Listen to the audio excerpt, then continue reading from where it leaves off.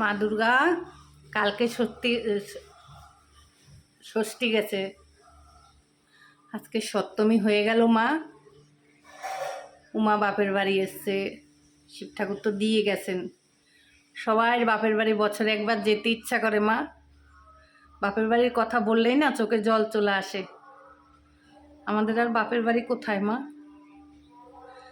জীবনে এসছি যে শ্বশুর বাড়িতে, এইটাই লাস্ট, এটাই শেষ। যাদের বাবা মা ছোটবেলায় মারা যায় তাদের কিছু বলার নেই, কথা বলতে গেলেই অন্যরকম হয়ে যায়। সবাই ঠাকুর দেখুন। ওয়েদার এখনও ভালো আছে আমাদের খড়গপুরে, ইন্ডিয়াতে। সকাল থেকে তাও মেঘ করছে, দেখা যাক। সকালের টিফিন দেখতে থাকুন কি কি। বাপের বাড়িতে যদি নুন দিয়েও ভাত খায় না, তাও এটা শান্তি যে বাপের বাড়িতে এসছি, বছরে একদিন হলো। যাদের বাপের বাড়ি নাই তারাই মূল্য বোঝে বাপের বাড়ি কী জিনিস। লুচি টিফিন হচ্ছে সকালবেলা। মেয়েরা তো পূজা বাইরেই খায়, আজকে বলছি সকালের টিফিন কিনে নিয়ে আসো। টিফিন নিয়ে আসছে। ঘুগনি করছে, স্পেশাল ঘুগনি, দারুণ হয়েছে নাকি খেতে।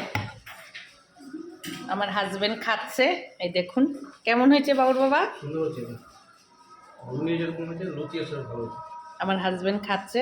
টিফিন কিনে আনবে বলছিল, আমি বলছি না কিনে আনো না, ঘরে ঘুগনি লুচি করা হবে।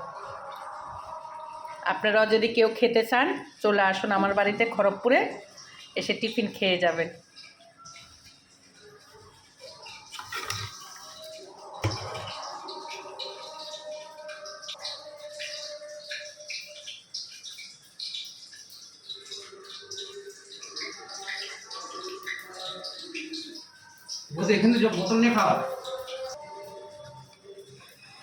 সবাই পূজা দেখবেন ভালো করে, সাবধানে। সবাই ভালো